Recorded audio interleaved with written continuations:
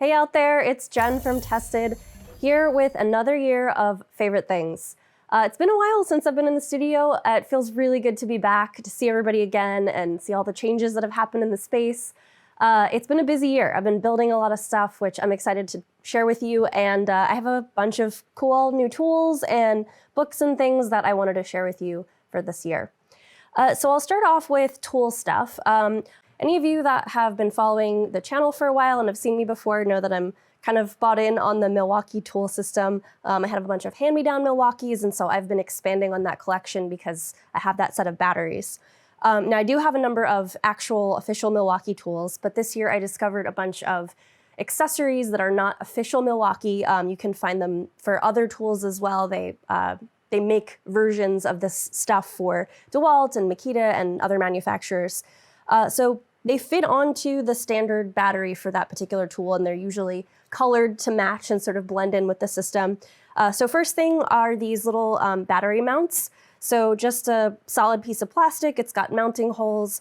I attach this to the side of my workbench, and then basically you just slide the battery in. It's got a nice positive fit, and that's about it. Super useful. I mounted them to the workbench right by the charger, and so I've got all my batteries lined up. I know that they're charged, and then I put them on one of these mounts, and they're ready to grab and go. The next accessory that I found is a little shop light. Very, very small profile, but pretty powerful. They fit onto any size of the M18 batteries. And there's a little switch in the back, and that's about it. It's a shop light. What I like about it is it's super compact. So this is it. That's the whole thing. If you're far away from a power supply, or if you're in like a tight space, you can just put this exactly where you need it, and you can position the head, and it'll last quite a long time on these M18 batteries. Also, not an official Milwaukee branded thing, but made to fit onto the Milwaukee system. And again, there's probably other versions out there for the other tool manufacturers. The third off-brand but made to fit Milwaukee accessory that I found is this automatic feed soldering iron. So Milwaukee does make a version of this that's a handheld sort of pencil style soldering iron, but you have to hold the solder separately. So what I liked about this one is it's a one-handed operation. The solder spool mounts onto the back of the gun, and then to apply the solder, you pull the trigger. It feeds the solder towards the end, and then you basically just point it where you want it to go. So I can operate this completely one-handed. I don't need to have another hand holding and positioning the solder. I personally like a lighter weight, more precise gun for general use. But in the field, when you don't have access to power or you need something that is kind of quick and dirty, this would be a great solution for that. You can just pop it onto a battery that you already have in your kit. You don't have to worry about keeping something extra charged, and then you can go in and quickly make your connections. There's a little on-off switch here with an indicator light on the top, so you know that it's on. My one complaint about this is there's no auto shut-off feature, so you have to remember to turn the gun off. It's not going to be, laying down on a workbench because it has a pretty substantial upright stand here. But if you did walk away and forget about this, it would presumably be on until the battery runs out. So want to be careful of that. But yeah, comes with a couple of different tips. You can sort of clean the end with some brass wool, and you basically just pull the trigger and apply the solder to your joint wherever you want to make that connection. So the last of the tools that I wanted to introduce to you is something that is actually not new to me, but this is the first year that I could justify owning one, and that is this Milwaukee automatic rivet gun. It is one of those things that's sort of a nice to have. It's totally doable to use a manual handheld rivet gun, works just fine. This is really nice if you're doing a lot of rivets. That repetitive motion can really wear your hands out. The first time I encountered this was actually on Savage builds. So I was working with Adam, putting together his Iron Man suit. So we built a whole suit of armor out of sintered titanium, riveted all of the sections together, hundreds, maybe thousands of rivets. So we had one of these on set, and I fell in love with it just because it's so satisfying the way that it works. I'll show you here in a moment, but I had an opportunity to build a big construction out of airplane parts this summer, and that is when I decided I needed to have one of my own. Another unofficial, but one of my other little favorite things are these Milwaukee packouts that come in a bunch of different sizes. I'll grab a rivet here. There's a couple of different ends for it so that you can match the size of your actual rivets. And basically you just load one into the nozzle there, position your rivet, and pull the trigger. So nice. It's so satisfying. When you feel the rivet expand and then pull the shank off at the end, there's this little collection box at the back that captures all of the rivet shanks as they're released. The pins will stay in there, and you've got a nice solid rivet. I mentioned that I was building something out of airplane parts this year, and I didn't want to gloss over that because it was a pretty significant chunk of my year. I had the opportunity this summer to work with the team putting on Open Sauce, which is a huge maker event that takes place here in the Bay Area. It is sort of a cross between like Maker Fair and VidCon, like an adult science fair is a good way to think of it. So it's a bunch of engineers and science communicators that have YouTube channels get together, and they put on panels and talks, showcase a bunch of projects that they've been working on. My role in the event was to sort of artistically direct the entire look and feel of the venue. So this year we held it at Cal Palace here in South San Francisco, and I had the wonderful, wonderful opportunity to decorate this old historic event venue. One of the design motifs that we went for was sort of a airplane crashes in the jungle, sort of a Lost kind of theme. And so to source the parts for that piece of the project, we went to an airplane salvage yard, which was a junk builder's dream.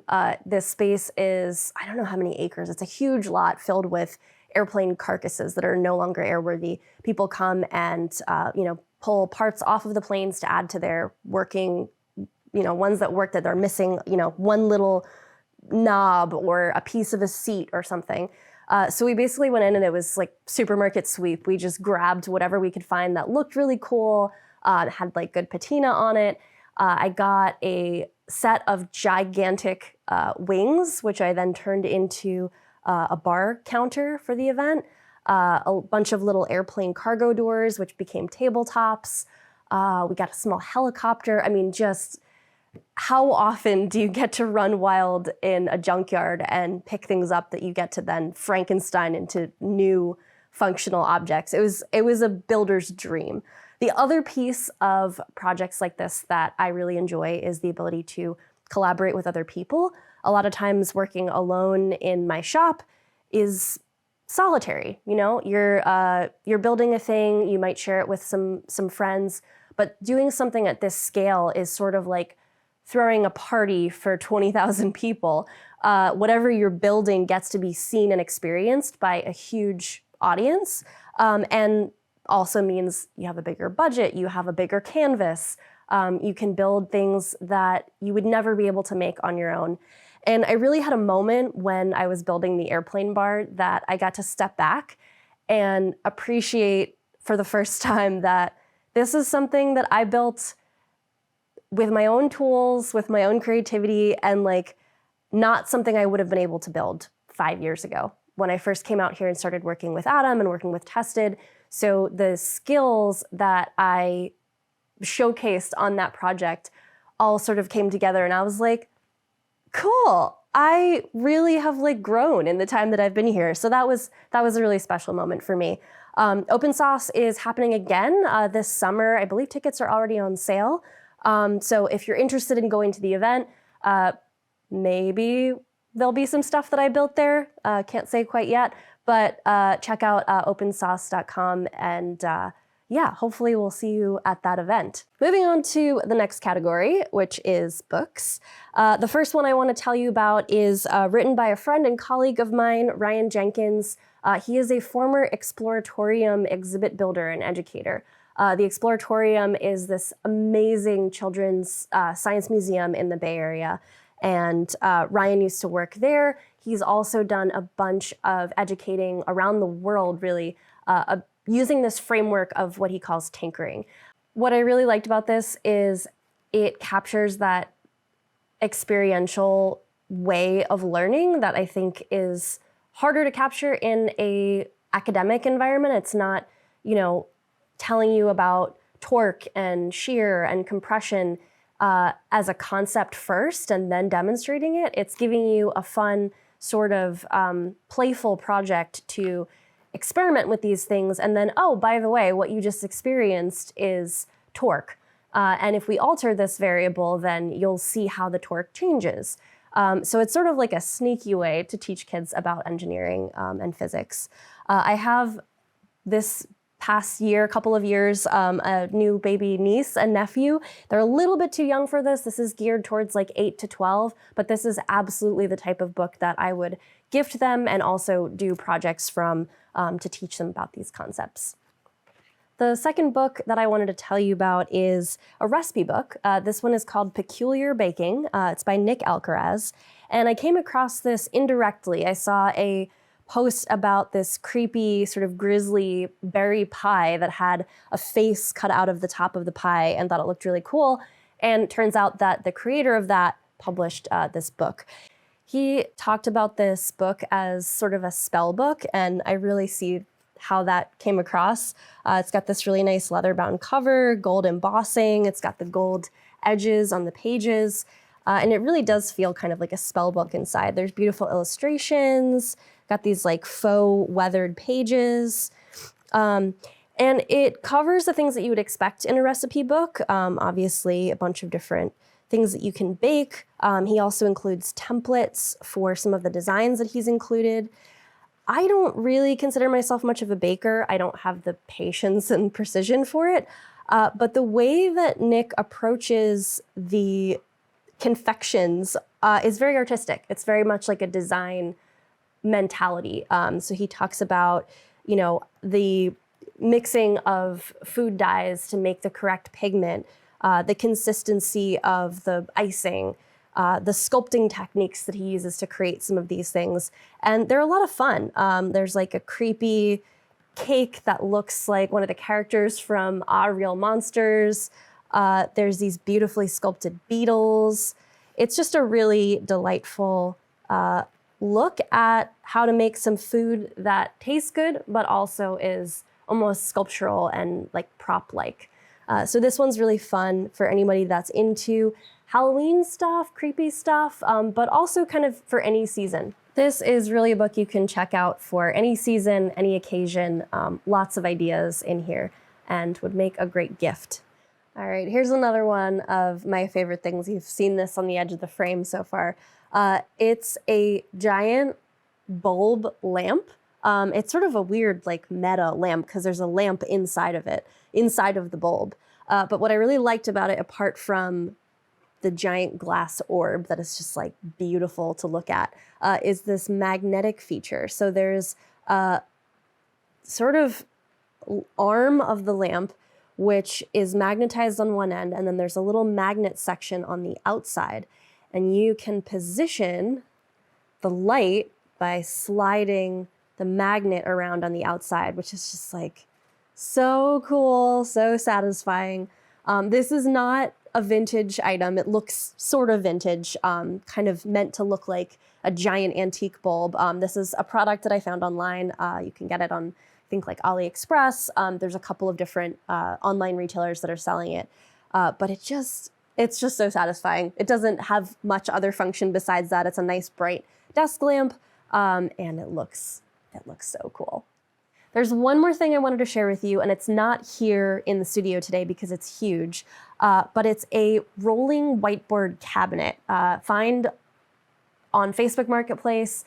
Wasn't something that I was searching for. It just popped up in my feed, and I was like, oh my gosh, that's amazing. That would be so useful.